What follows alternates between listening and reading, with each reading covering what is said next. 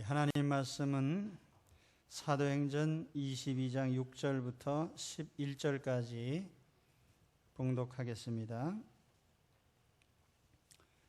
가는 중 다메섹에 가까이 갔을 때에 오정쯤 되어 호련히 하늘로부터 큰 빛이 나를 둘러 비치매 내가 땅에 엎드러져 들으니 소리 있어 이르되 사울아 사울아 내가 왜 나를 박해하느냐 하시거늘 내가 대답하되 주님 누구시니까 하니 이르시되 나는 내가 박해하는 나사렛 예수라 하시더라. 나와 함께 있는 사람들이 빛은 보면서도 나에게 말씀하시는 이의 소리는 듣지 못하더라. 내가 이르되 주님 무엇을 하리이까?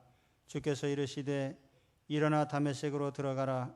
내가 해야 할 모든 것을 거기서 누가 이르리라 하시거늘 나는 그 빛의 광채로 말미암아 볼 수 없게 되었으므로 나와 함께 있는 사람들의 손에 끌려 다메섹에 들어갔노라. 아멘.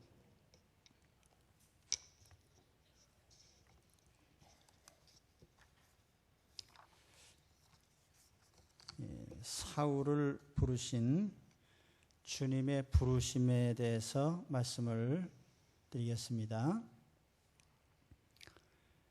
본문은 사도 바울이 최초로 예수님의 부름을 받아서 주님을 믿게 된 사건입니다.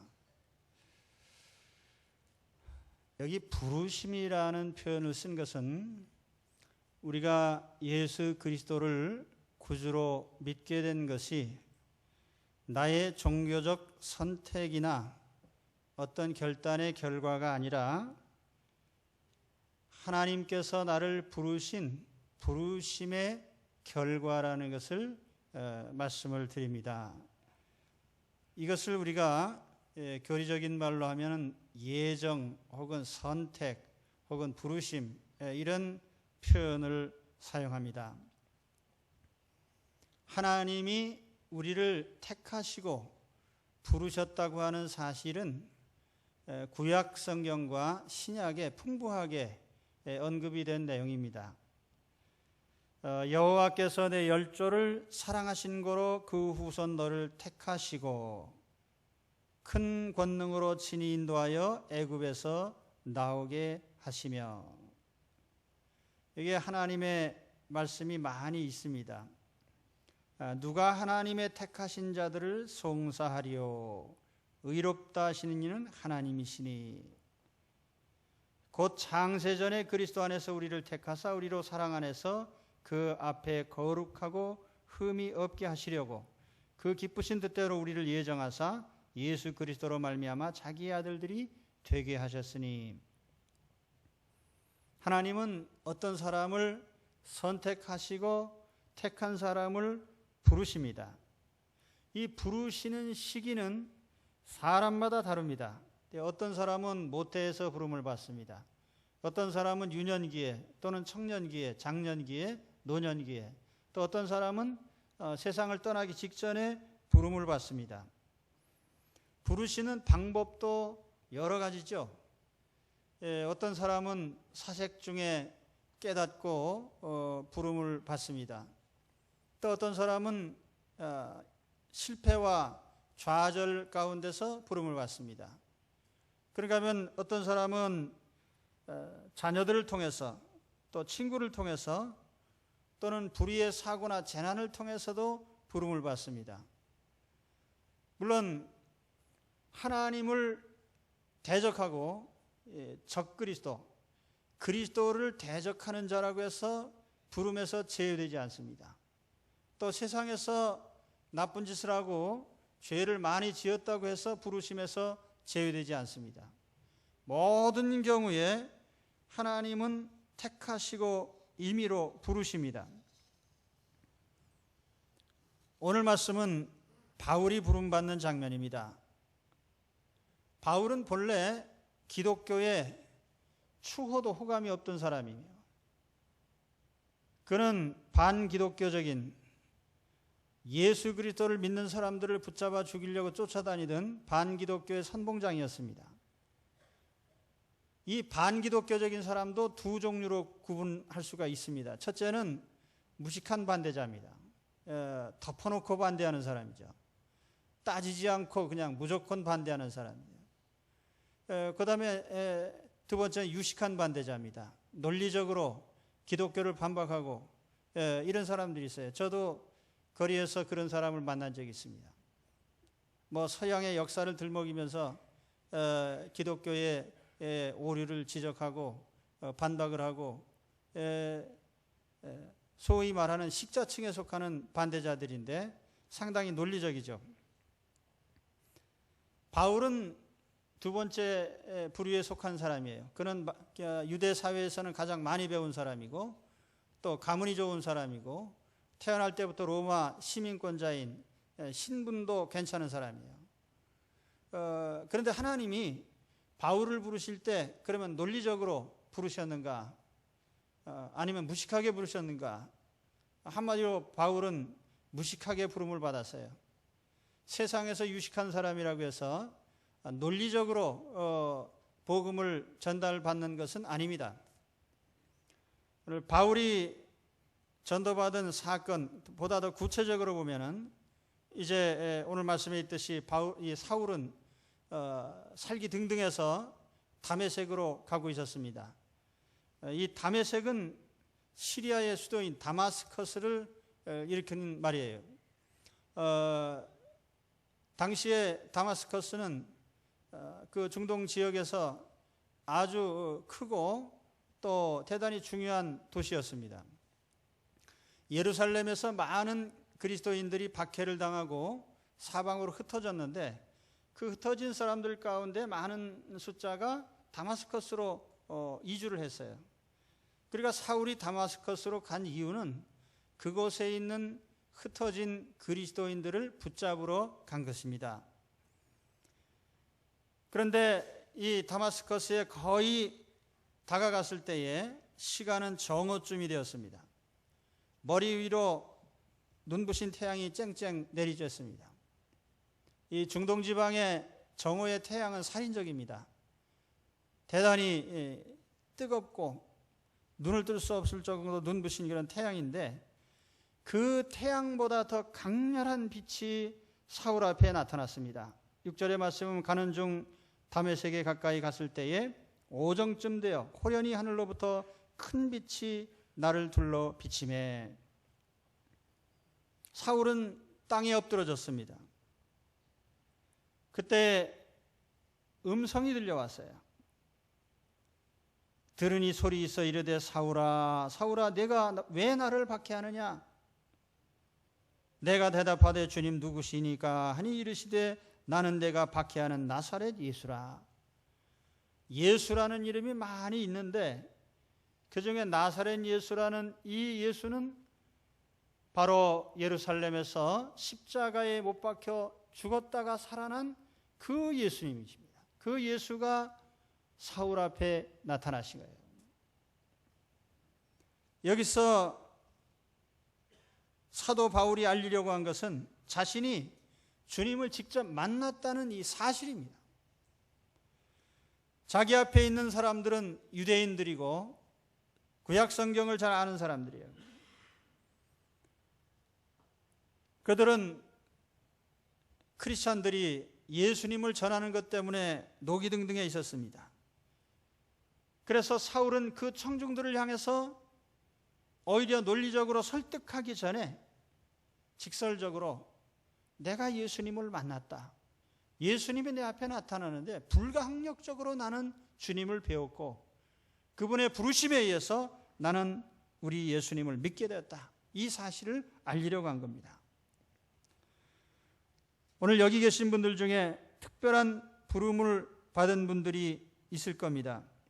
특별히 바울처럼 갑자기 길에 꼬꾸라져서 눈이 안 보이고 그래서 어쩔 수 없는 상황에서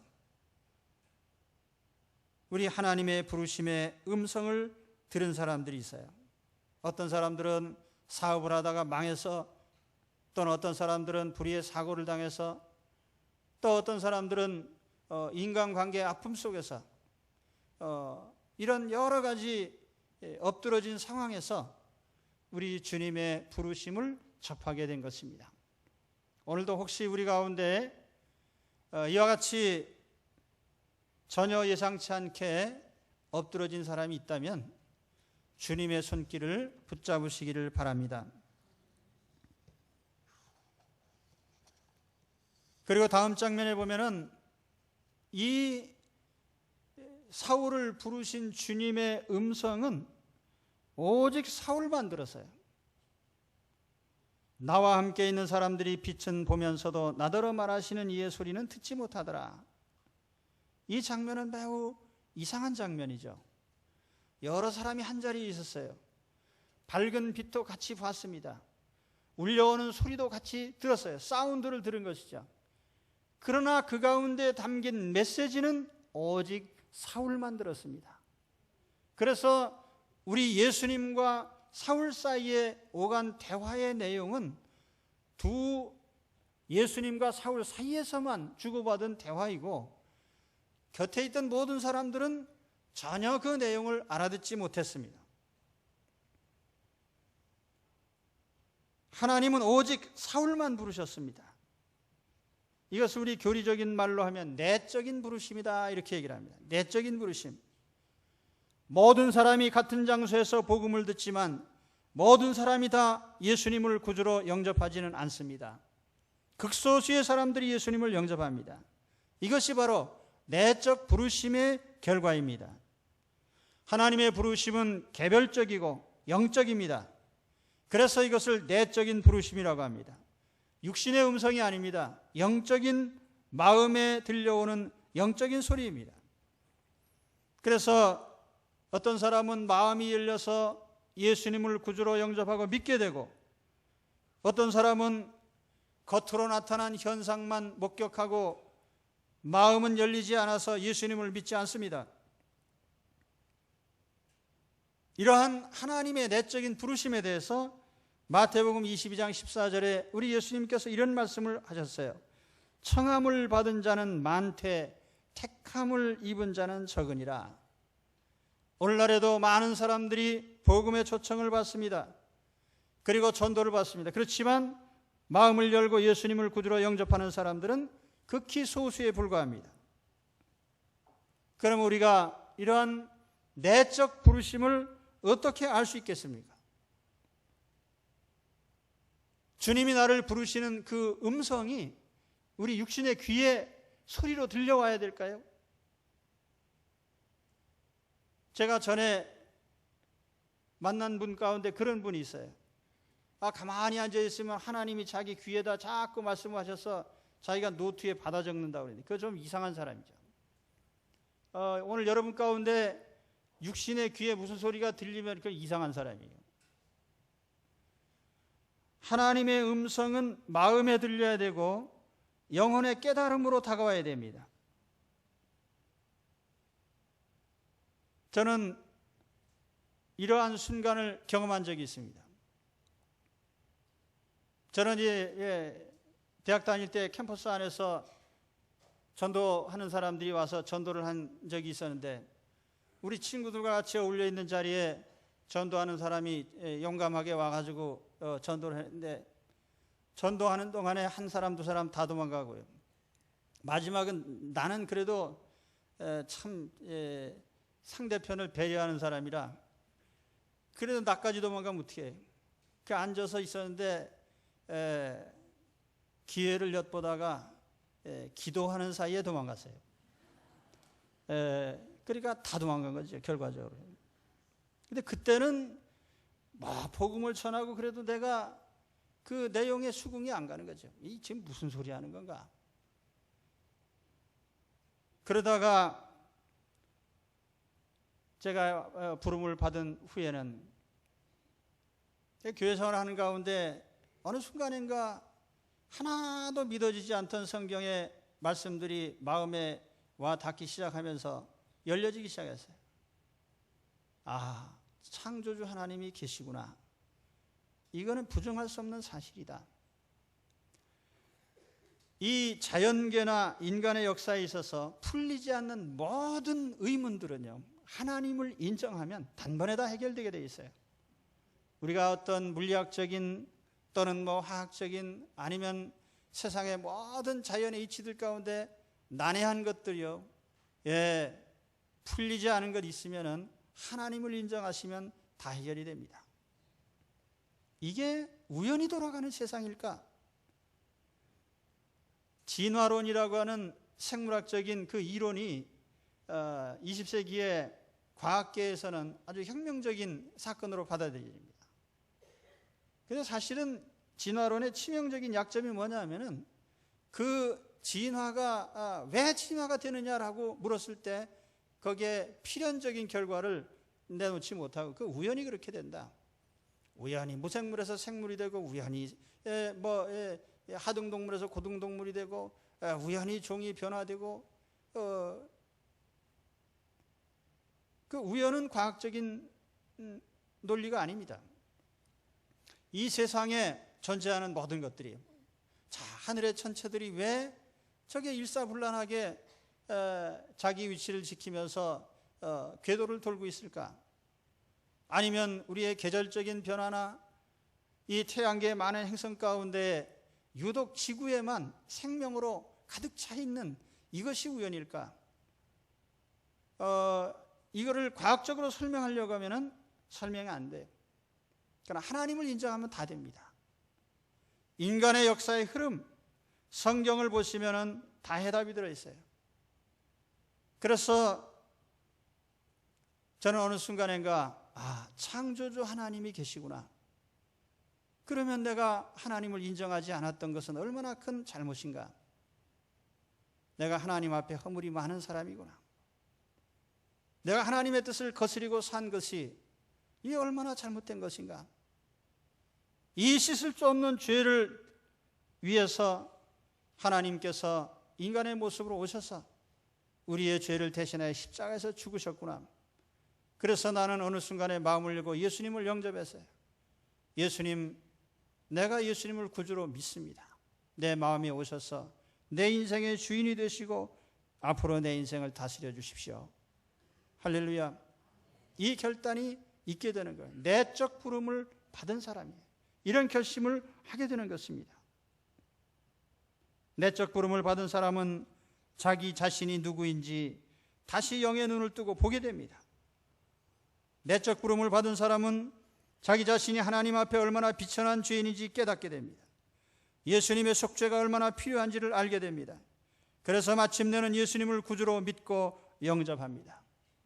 오늘 이 자리에 계신 여러분, 우리가 외적인 부름을 많이 받았지만은 이제 영적인 주님의 부름의 소리를 들으시기를 축원합니다.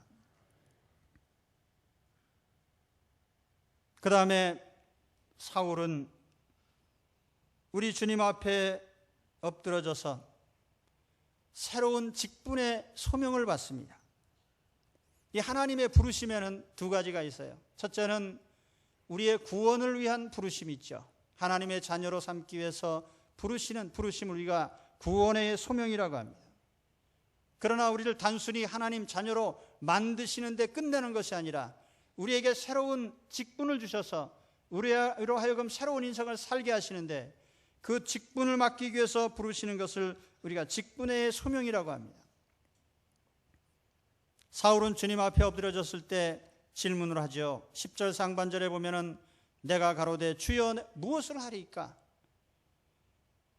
주여 무엇을 하리이까? 티 포이에소 크리, 영어로 번역할 때는 What shall I do? 내가 무엇을 하면 되겠습니까?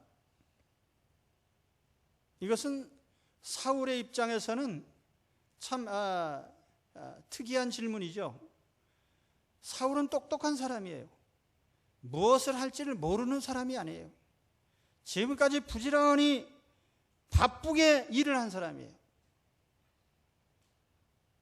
사울은 예수 믿는 사람을 붙잡으러 다녔습니다. 그것이 유대민족을 위해서 가장 중요한 일이라고 생각했습니다.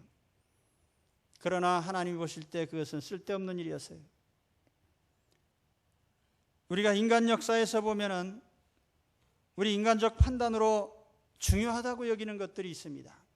그래서 거기에 내 시간을 바치고 내 생명을 바치고 물질을 바치고 그래서 거기에 헌신해서 일을 하는데 그럼에도 불구하고 그것이 과연 하나님이 보실 때에 중대한 일인가에 대해서는 의문이 있습니다. 세계 1차 대전 당시에 12개 연합국과 4개 동맹국이 싸웠습니다. 6,500만의 병력이 동원이 돼서 서로 치고받고 싸운 결과로 850만 명이 사망하고 2,100만 명이 부상을 당하고 770만 명의 전쟁 포로가 발생했습니다. 그래서 어떤 좋은 결과가 왔습니까? 얼마 안 있다가 2차 세계대전이 벌어졌어요. 49개 연합국과 8개 동맹국 측이 5년에 걸쳐서 전쟁을 한 결과로 약 1억 1천만 명의 병력이 동원이 됐고 그래서 전사자가 2,700만 명에 민간인 희생자가 2,500만 명이 나왔어요. 그 2차 세계대전이 끝나고 나서 그 전쟁의 희생이 과연 가치 있는 것이었는가? 과연 그렇게 수많은 사람들이 국가적으로 달려붙어 가지고 전쟁을 할 만한 가치가 있었던 것인가? 2차 세계대전이 끝나고 나서 냉전 시대가 열렸습니다. 그래서 약 반세기에 걸친 공산주의 실험이 있었어요. 그 결과로 수천만 명의 사람들이 학살을 당했습니다. 그리고 공산주의 실험은 실패로 끝났습니다. 그 많은 사람들이 목숨을 걸고 싸웠던 그것이 과연 그렇게 중대한 일이었는가? 저는 이승만 대통령 때 초등학교에 들어갔어요. 그 우리나라 건국 초대 대통령부터 지금까지 거쳐왔습니다. 그동안에 수많은 반대에도 가담하고 찬성에도 가담했어요. 물론 그 중에 어떤 일은 의미가 있는 일도 있었습니다. 그러나 과연 오늘날 일어나고 있는 이 모든 많은 사람들이 거기에 목숨을 걸고 시간을 걸고 바치고 희생하는 그것들이 과연 충찬한 일인가? 그거는 사실 우리가 자신 있게 말할 수 없어요. 사울은 자기 나름대로 보면은 민족을 위해서 또 어떻게 보면 하나님을 위해서라고 하는 대단한 명분을 세웠지만은 하나님이 보실 땐 전혀 쓸모없는 일을 한 것입니다. 그래서 10절 상반절에 보면은 내가 가로되 주여 무엇을 하리까 이렇게 묻고 있습니다. 오늘 예수 그리스도 안에 들어왔다고 하면 이 질문을 해야 됩니다. 주여 내가 이제 무엇을 하면 되겠습니까? 그렇다고 해서 지금까지 내가 살아왔던 모든 것을 부정하라는 얘기는 아니에요. 내가 어떤 직장 생활을 하고 사업을 하고 가정을 세우고 여러 가지 국가적인 직임을 감당하고 이 모든 게 다 무의미한 일이다 그런 뜻은 아닙니다. 그러니까 우리가 그리스도 안에 들어왔을 때에는 이와 같은 일들을 행하는 동기와 목적이 하나님의 뜻 안에서 달라져야 되는 거죠. 하나님께서 왜 나에게 이 일을 시키셨나?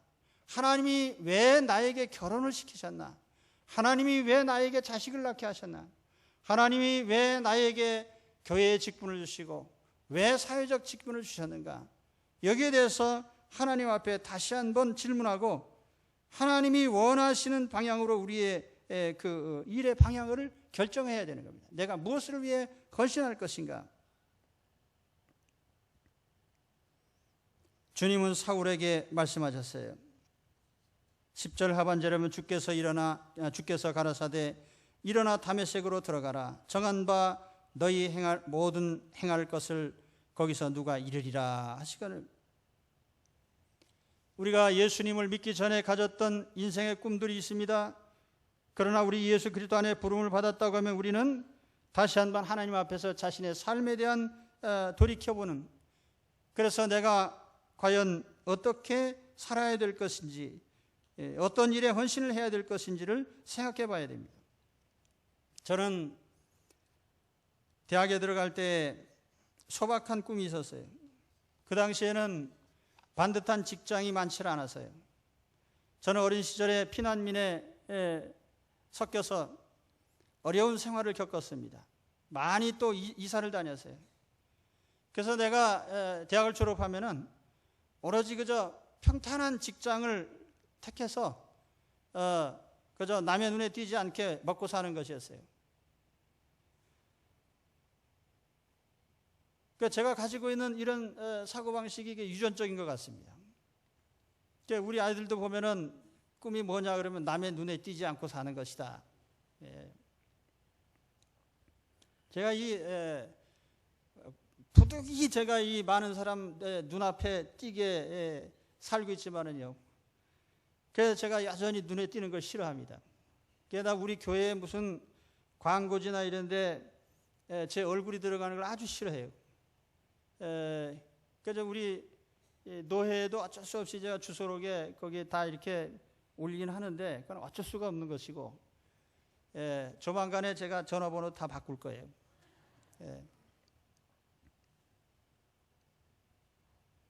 그럼 어쨌든지 내가 이렇게 평범하게 남의 눈에 띄지 않게 그저 나 혼자 먹고 살겠다고 했는데 이런 나의 생각이 바뀐 것은 한순간이에요.